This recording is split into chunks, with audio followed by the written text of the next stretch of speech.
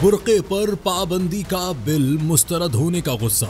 ऑस्ट्रेलियावी इंतहा पसंद सेनेटर का पार्लियामेंट में बुर्का पहनकर हंगामा। ऑस्ट्रेलिया में दाएं बाजू की इंतहा पसंद सेनेटर पॉलिन हैंसन ने पार्लियामेंट में बुर्का पहनकर हंगामा बर्पा कर दिया। गैर मुल्की मीडिया रिपोर्ट्स के मुताबिक इस सेनेटर ने पीर को अवामी मकामात पर बुर्का पर पाबंदी के लिए अपना बिल मुस्तरद किए जाने के बाद बतौर एहतजाज पार्लियामेंट के इजलास में बुर्का पहनकर शिरकत की। मुस्लिम सेनेटर्स ने इस इकदाम को कौंसिल परस्ती और इस्लाम दुश्मनी करार दिया। सेनेटर महरीन फारूकी ने इसे वाज़ेह नस्ल परस्ती, जबकि फातिमा पैमान ने इस हरकत को शर्मनाक करार दिया। दूसरी जानिब हुकूमती और अपोजिशन रहनुमाओं दोनों ने हैंसन के अमल की मजम्मत की। याद रहे कि हैंसन ने 2017 में भी इसी नौयत का मुजाहरा किया था और मुल्क भर में बुर्के पर पाबंदी का मुतालबा किया था।